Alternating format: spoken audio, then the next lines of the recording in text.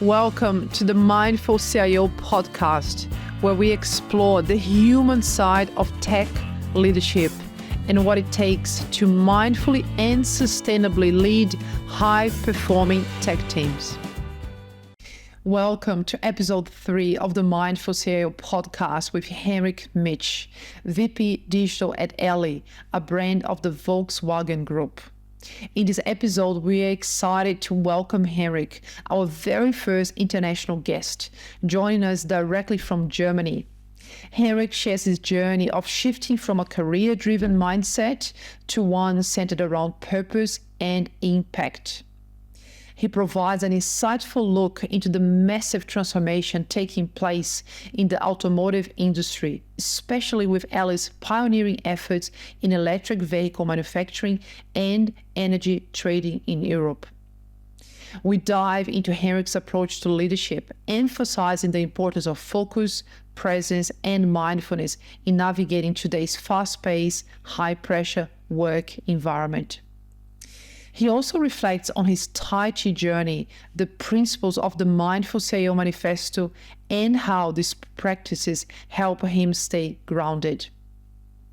To wrap up, Henrik shares his number one leadership tip for tech leaders, which is ask yourself often, what do you need to be widely successful?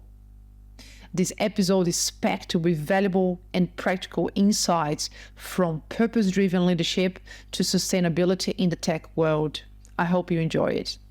Okay, so we're back. So welcome back to the Mindful CIO podcast, where we explore the human side of tech leadership.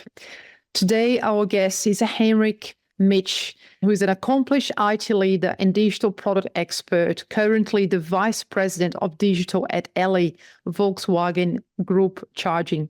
With a track record of transforming digital products and organizational structures, Henrik has held key roles at Sono Motors, Mozilla, and 60, blending technical depth with strategic oversight. Passionate about systems thinking, inclusion, and new work, Henrik is committed to leveraging technology to solve complex business challenges. So welcome, Henrik. Such a pleasure to have you here. So thanks for accepting the invitation to have a conversation today. Thank you. Thanks for having me. I'm excited. Me too. It might be good to kind of the audience know I met Henrik over a decade ago. It's been a long time since we met, back in the days when we were both working for a consulting firm. And we met in this little town close to Chicago, a few hours from Chicago, during our training as newly promoted managers, I think, for you as well, Henrik, back then. Yes, exactly. Yes, so over 10 years. And here we are having a conversation after over a decade.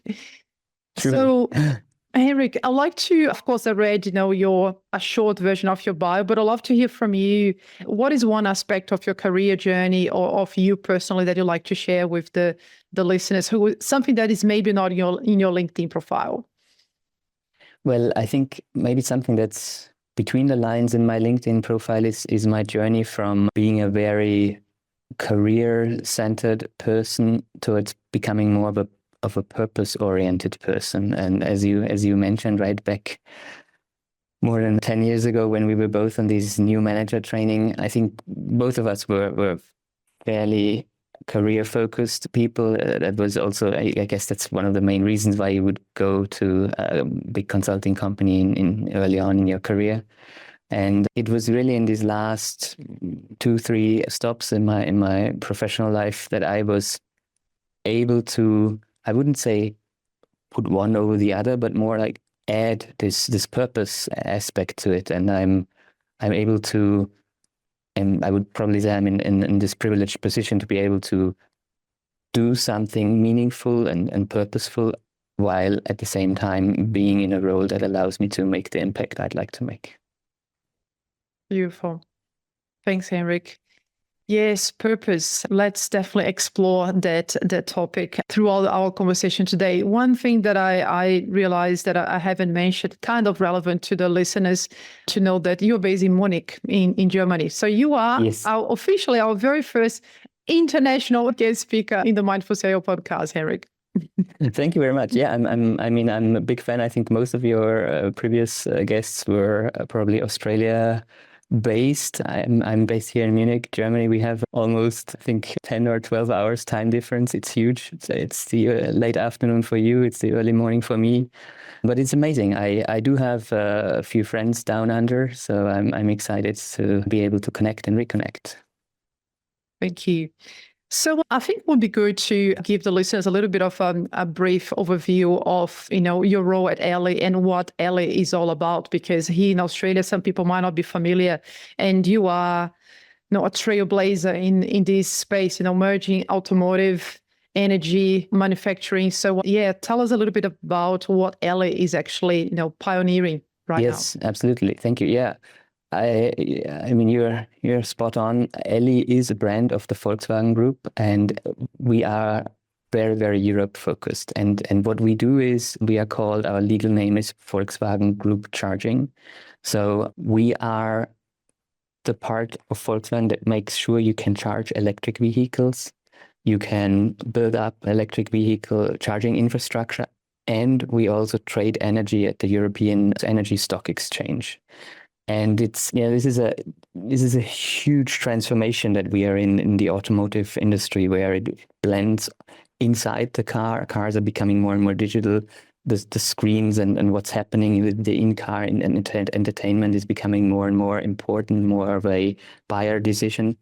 But also outside, when you look at this kind of change from a combustion engine to an electric engine, you are changing the whole ecosystem, because all of a sudden you drive around these huge batteries, and over time we will see more and more bi-directional charging capabilities, where cars can not only take in energy but also discharge energy into the home or into the grid.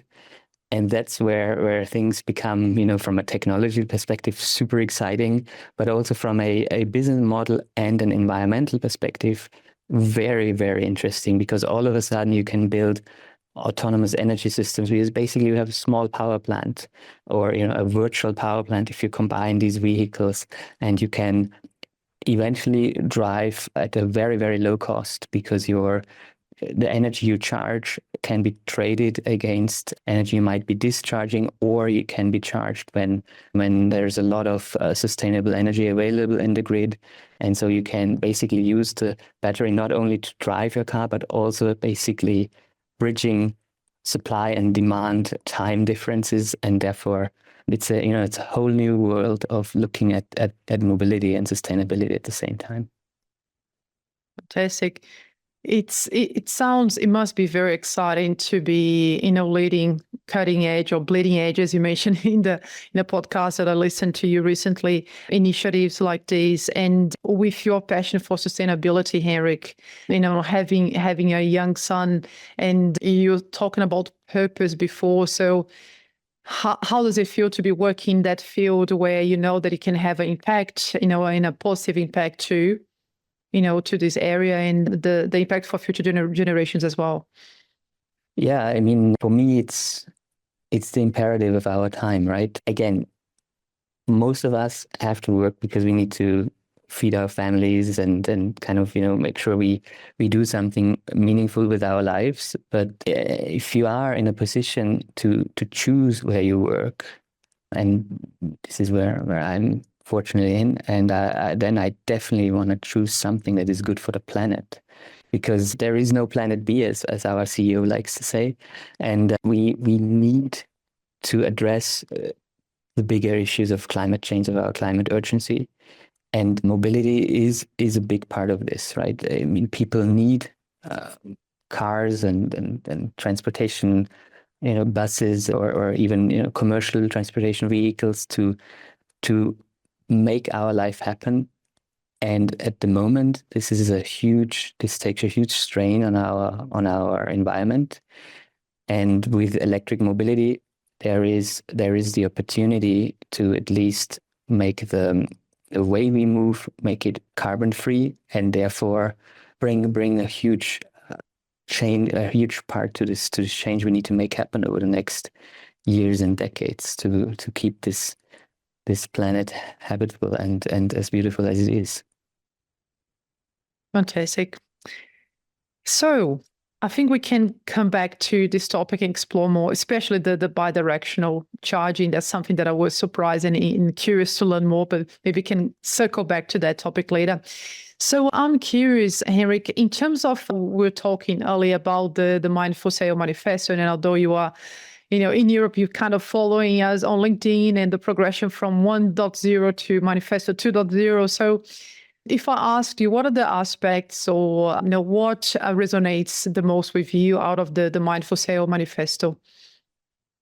Well, first of all, I really loved when you brought up this initiative a few years back. I think it's definitely, it's you're hitting the right tone there. As IT leaders, we do have a lot of impact. Yes, it's all computers, but we know very well that it's IT is a human business, right? It's all about the people who make those computers work. And even in times of Gen AI and so on, it's first and foremost about people.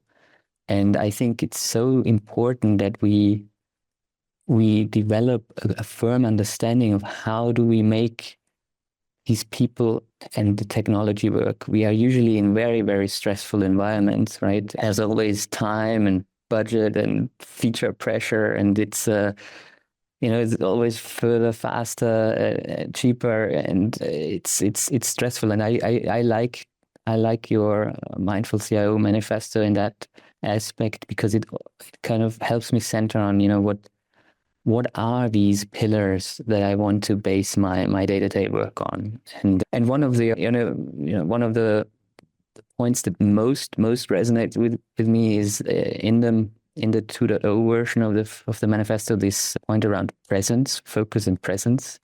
I mean, today before we started our interview, I turned off some of the applications that would usually send me notifications all the time, Slack, email, Teams, all that jazz. And I think focus and presence are so important to get things done, to go from being distracted to being impactful. Beautiful. Thanks, Henrik. Yeah, what comes to mind is this mantra from Rasmus Hugard, someone that I worked with in the past from Potential Project. He talks about speed up by slowing down, how slowing down, how important it is. That makes me think of Tai Chi, and which leads to the next question that I had for you. So how do you, keep yourself sane, leading over 100 people, leading such complex, initiatives? What do you do to keep yourself, well, mentally, physically, emotionally, Henrik? Is there any, strategies, any rituals, anything that you do on a regular basis to help you to be in good shape overall? Thank you. Yeah. Well, I guess good shape, as you say, overall, there's lots of aspects that I'm not as good at it as than I should be. Our son, 10-year-old son, he's a I would say a professional ice hockey player, and I'm just amazed at all the things he can do on skates. So, definitely on the sports side, something I'll have the opportunity to improve a lot. He's now coaching me, but on the mental side, as you also mentioned, the thing that I discovered over the years is the mindfulness practice, if you will, is Tai Chi. I've been practicing Tai Chi for over 20 years. I discovered it during my student exchange here in Spain. It was an opportunity to be someone different and to discover new things. And I said, I want to try this Tai Chi thing. And that was 1999. It's been a while.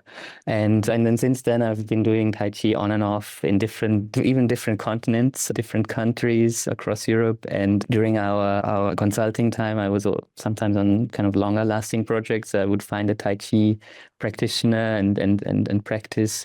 So that's definitely my thing, right? And right now, my Tai Chi teacher is an almost 80-year-old woman. She's just amazing. I learned so much from her. It's on a mental, spiritual, physical base. It's great. to practice Tai Chi with her and to be, mention, okay, don't do it this way, do it that way. It's just amazing. I love it.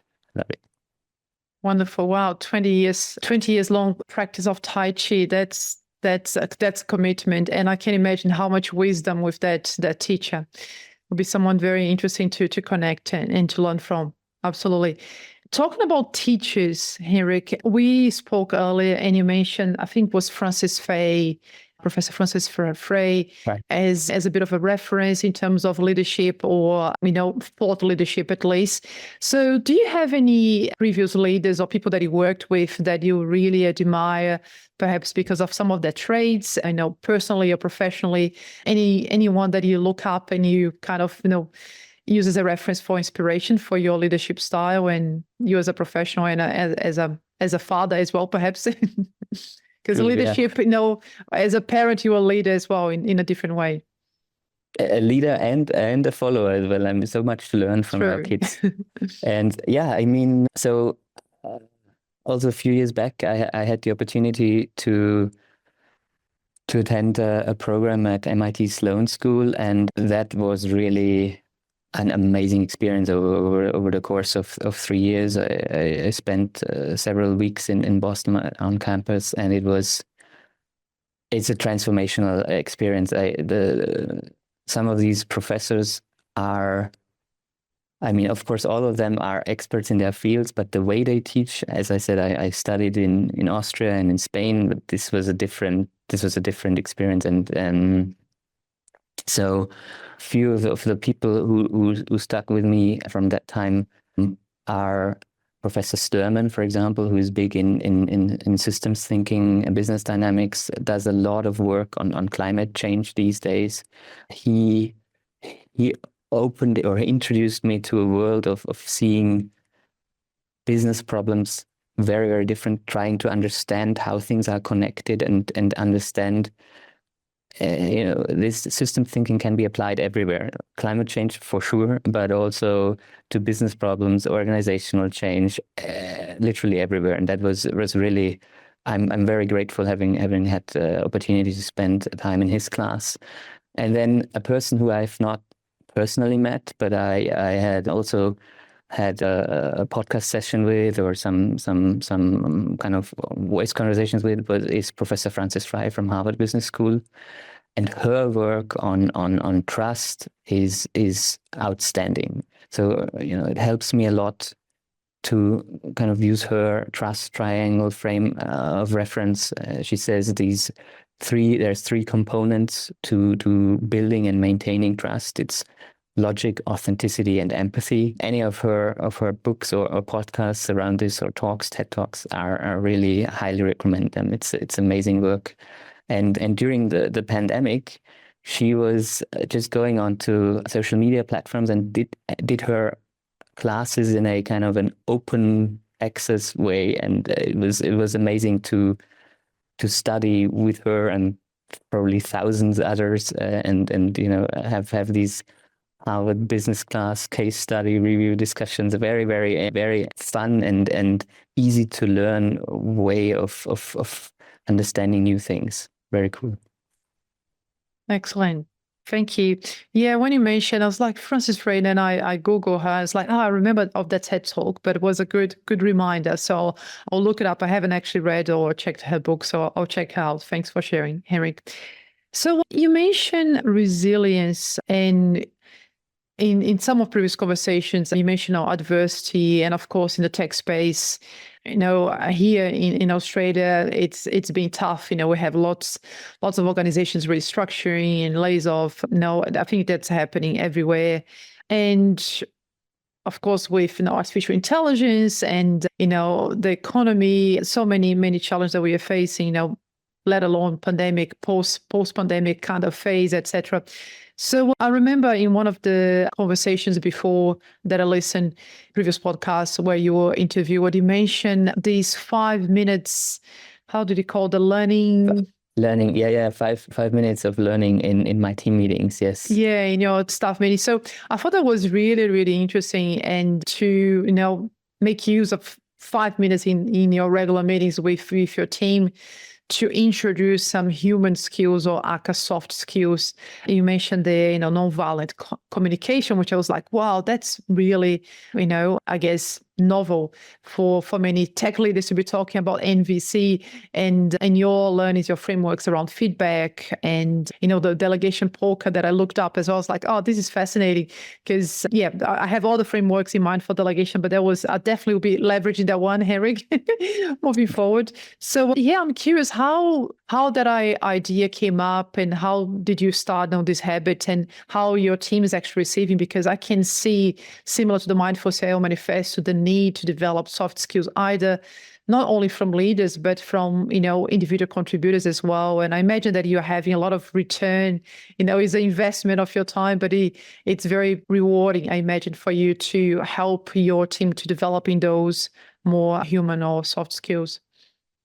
Yeah, so this is something that I do here in my staff meeting. As you mentioned, my organization is a little more than 100 people. And I thought to myself, okay, on the one hand, when I joined this organization almost 2 years ago, the area that I'm responsible for was mostly staffed with contractors, and we decreased the overall size a little bit, and then we completely flipped the workforce, going from 80% externals to 90% internals. So a lot of people, over the course of a year and a half, a lot of people left and a lot of people joined.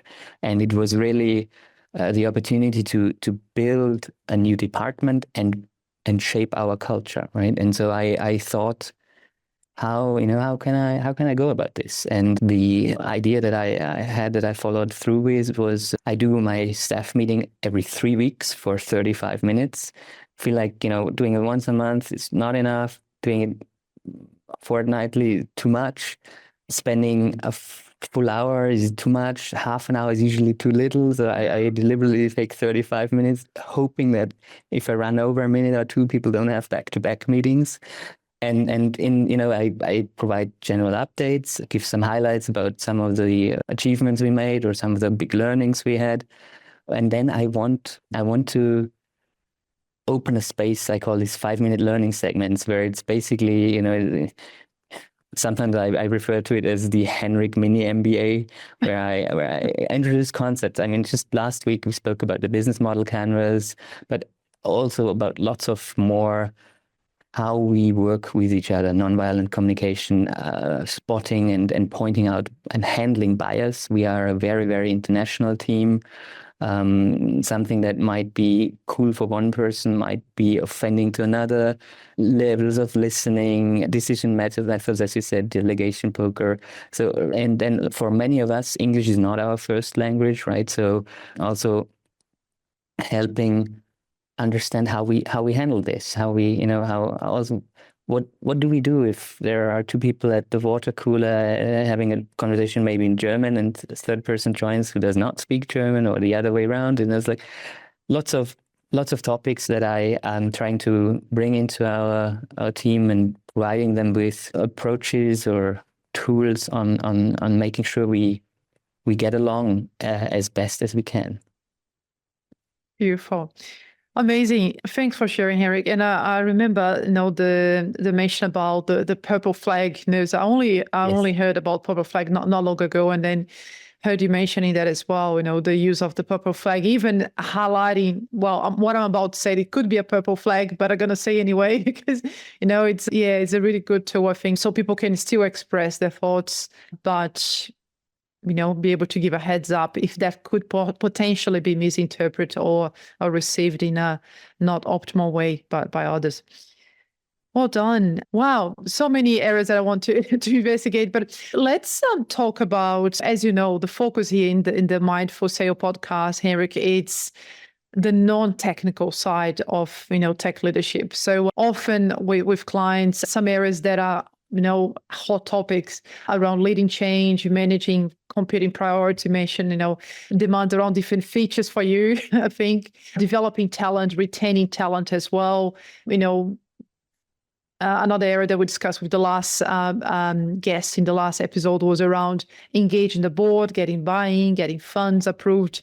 So all of the non-technical related issues. So Of course, I guess in your area, leading change and innovating, it's maybe one particular topic that I imagine you have some stories or a particular perspective. But what would you like to share with the listeners in terms of the human side of tech leadership, or the other areas that might be relevant for us to explore? Well, I think leading change, both organizational change or big product development initiatives or innovation initiatives, I think one of the most important parts for me that we bring in there as humans is our ability to collaborate on a shared understanding of what's going on here. So I'm struggling, but I want to use the term truth. Truth is a difficult term because it's a big concept. What is true? And that is where one thing that I repeatedly bring into conversations is to say, okay, look, let's find some agreement now. And it doesn't matter if this is the truth. We need to have an agreement to collaborate and to move to the next stage. This might be the next product increment. It might be the next iteration. It might be the next board meeting. So we agree on this next step, because I deeply, deeply believe that agreeing and getting to the next step will create a conscious or a state of consciousness in us that allows us to then go to the next step and the following and so on, right? And so instead of saying, this is the truth, this is where I need to go, let's figure out small spaces of agreement where we can collaborate to then further learn, understand, adapt potentially, and continue. I think that is the biggest, often a big impediment towards collaboration, that people might get, myself included, get too stubborn, get too stuck on a big idea, and we are unable to take smaller steps towards it. And so I remind myself and I remind the people around me to say, okay, look, let's take small steps, and it will be good in the end. I'm deeply convinced of this. Excellent. So looking for common ground, baby steps. Where do we agree? Let's focus on the areas that we agree and take that baby step, and then we reassess once we get there. Exactly. Great tip. Very practical, Henrik. Thank you. So we spoke about purpose before, and now that you mentioned the word truth, I couldn't help to think about purpose, spirituality, science. A friend of mine says that silence is the new religion. So what else in the area of purpose, if anything, would you like to perhaps dig a little bit further, share any thoughts? I know a little bit about your journey, in the area of purpose and perhaps spirituality, if I may say. So is there anything else that, comes to mind that you'd like to share with the listeners that you think will be relevant? Thank you very much. Well, I think, as Simon Sinek says, start with why, right? So it's important to understand the purpose behind something, the purpose, maybe also driving the person opposite you, or even if you are in a group or in a team, a purpose can be found everywhere. You should find it for yourself, but you can find it in all these artifacts at work, right? And I think it's so important to be clear on purpose, to have a clear understanding about this for yourself, and bring that clarity into wherever you go. And I think once we know why we do things, we'll figure out that the how and the what are often, there's many ways to reach the same goal, right? But if we are clear on why we do those things, clear to ourselves, clear to the others, if we can be talking about them, can make the other folks we're collaborating with understand why we do things, then it's really it's I would say it's a collaboration superpower. Fantastic. Thank you.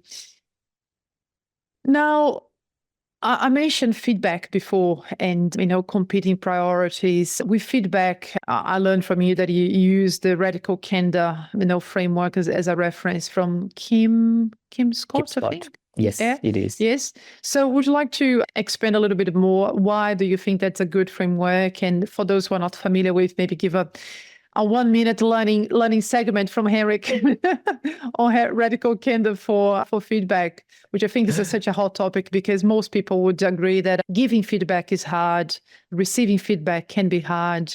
Even, very senior. The other day we did the Mindful Sale community at the launch actually of the Mindful Sale podcast, and feedback was the theme of the discussion that I selected. And school find hard and to receive and give feedback, many hands went up. So regardless of the seniority, I think, some people still struggle to find the right balance, not too soft, not too harsh, how to deliver.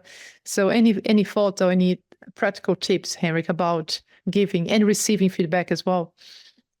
Well, I totally agree with everything you said. Giving and receiving feedback is hard. It's very hard. I think it goes deep down into our souls, right? And you could probably take psychotherapy sessions around this, but kind of bring this to a more practical context. I have found a lot of use in Kim Scott's work and her books, Radical Candor and Just Work was the second book. And so the way she's kind of she comes across, to me at least, as very, very having a very easy time delivering feedback. But I think she went through a huge learning journey there as well. And basically she says, it's about caring for people and challenging people, challenging their assumptions, challenging their behavior. And if you deeply care, if probably a word that's not so common in business, but I like to use that. If you love the person in front of you, love, it doesn't have to be a love relationship, but it's about love, respect, empathy for the other person, right? If you love that person, then you can deliver them tough truths, right? It's this loving guidance that you give as a leader, as a parent. And you can bring these things to the workplace, right? And that's radical candor. And it's not easy, but I also think the alternative is worse.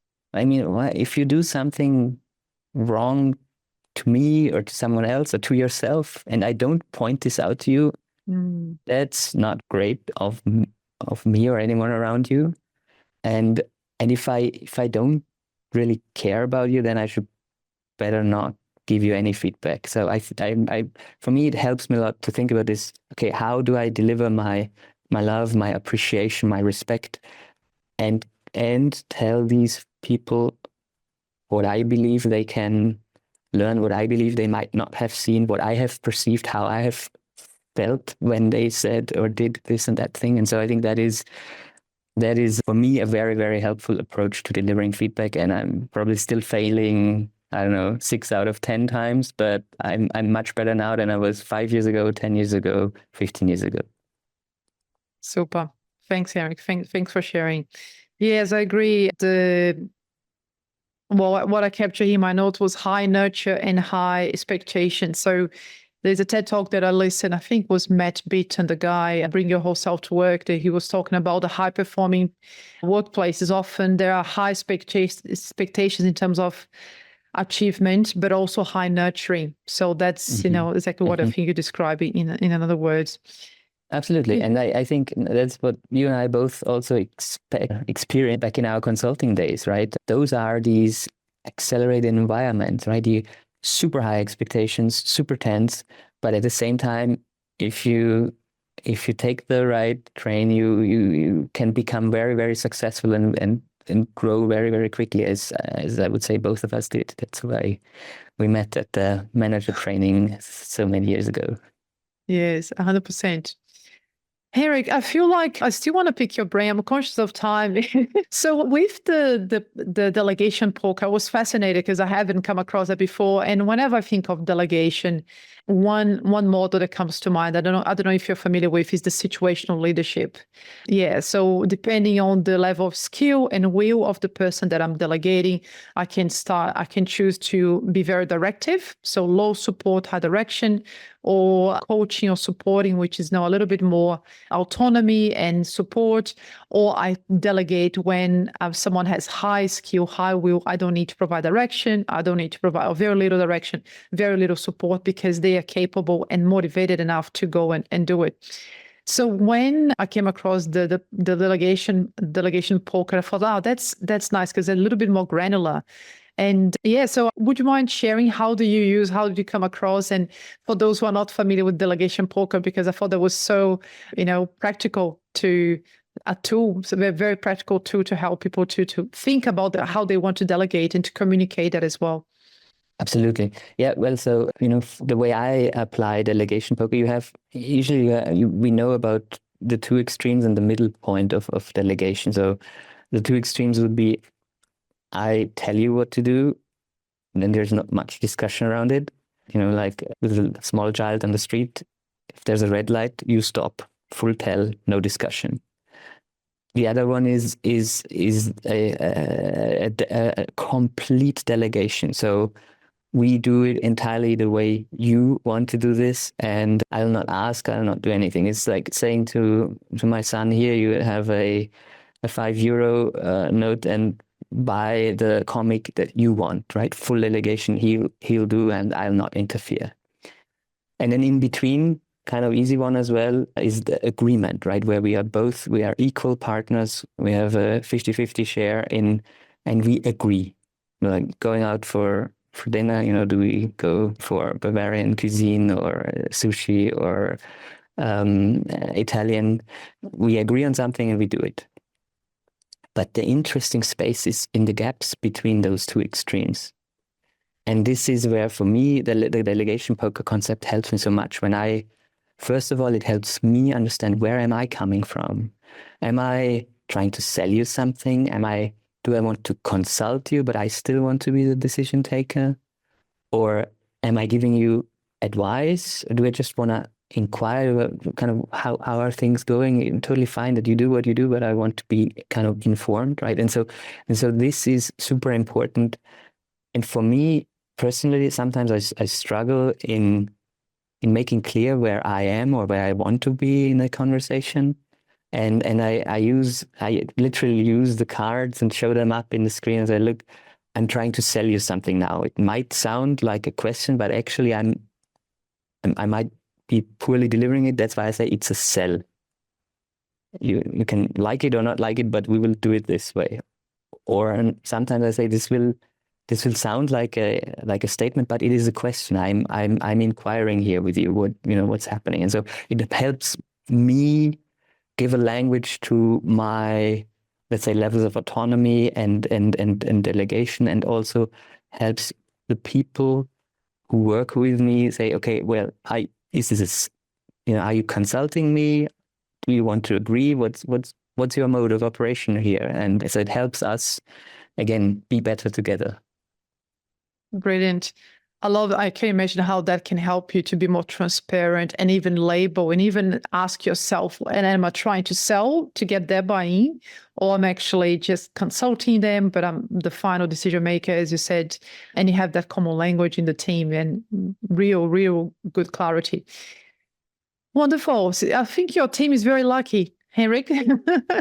Very lucky to have you. I'm not the one to judge. We shall see, right? So yeah, I'm getting conscious of time, but I can help. I have one more question, if I may, before we do the final one, around priorities. I'm sure you have, with the complexity of your landscape, the ecosystem, what are you doing? I imagine that your backlog, is no joke. There are probably, way more features and things that you need to achieve within your timeline that it's actually possible, or with the resource of the team you have. So how do you manage competing priorities? What are your, key top tip strategies, or what helps you to keep focus on what's important and to negotiate with stakeholders, or how do you deal with competing demands? Yeah, definitely something we deal with daily, right? And I guess the way my head of product and I solve or address this in our current setup is by making these conflicting demands visible to all involved stakeholders. So we have regular meetings with our board and certain sales unit leaders, where we show what we're doing and which decisions have led to which, let's say, prioritization outcomes. And we can consult then, right? And we hear different opinions. We make clear if we do this, we have to stop or slow down doing that. And basically, we also try to elevate everyone's individual need into a need for the company, right? To think of company outcomes instead of individual sales or business unit outcomes, right? And so I think that is super important, right? You, from systems thinking, you, or how do you say, awareness-based systems change, you make the system see itself. That's what we're trying to do, and I'm very fortunate to work with a head of product who is able to visualize and lead the conversation in a way that we usually have tough conversations, but very respectful, and we achieve once again enough shared agreements to go to the next step and then take it from there. Excellent. Thanks for sharing, Henrik. Well, we better start to wrap up, and I'll let you start your day, right? Because it's 10 a.m. for you in Munich. So maybe last question, Henrik. If you were to pick maybe 1 to max 3 tips if you had to advise tech leaders to sustainably and mindfully leading their high-performing teams, what are the top tips that comes to mind? How to mindfully and sustainably lead high-performing teams? We spoke about a number of things, but if you had to, pick 1, 2, or 3, what would you say? Well, I believe that empowering the edges is the most important thing. We as leaders are not domain experts, are not technical experts. We have experience, we might have some wisdom, but fortunately we will work with people who are much, much deeper into the topics, into the technology, into the projects. And we need to give them the space to let great solutions emerge. And one question I learned from Professor Frances Frei and her wife was, what do you need to be wildly successful? So I try to ask this question as often as I can. What do you need to be wildly successful? And whatever the answer is, that's my job. My job is to make them wildly successful.